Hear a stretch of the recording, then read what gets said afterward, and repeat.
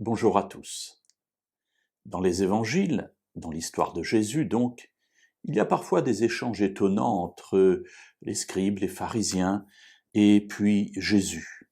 Un de ces échanges se trouve dans le chapitre 9, dans l'évangile selon Matthieu, et à partir du verset 10 et jusqu'au verset 12.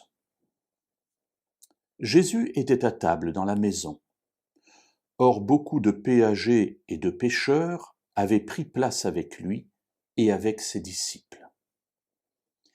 À cette vue, les pharisiens dirent à ses disciples, « Pourquoi votre maître mange-t-il avec les péagers et les pêcheurs ?»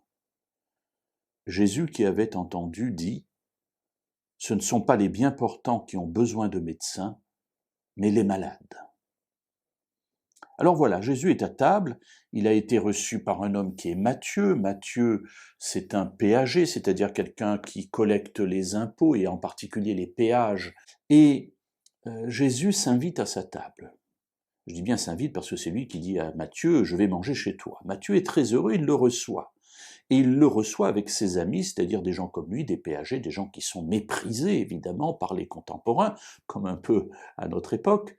Et voilà que Jésus est là, mange avec eux, partage avec eux ce temps, et des pharisiens sont là. Et au lieu d'attaquer Jésus de front, il parle à ses disciples, « Et pourquoi est-ce que ton maître mange avec les pécheurs ?» Parce que les péagers, c'est vraiment la classe sociale, une des classes sociales les plus méprisées, ce sont des pécheurs, des gens qui travaillent avec l'ennemi, des collaborateurs, et en plus ils nous prennent nos sous, donc vraiment des gens infréquentables.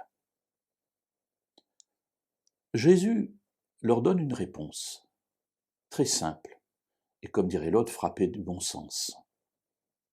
Ce ne sont pas les bien portants qui ont besoin de médecins, mais les malades. Alors mes amis, n'ayez pas peur d'aller vers les malades, parce que ce sont eux qui ont besoin de la parole de Jésus. N'ayez pas peur d'aller vers les péagers, vers les prostituées, vers les gens de petite vie, des gens méprisés.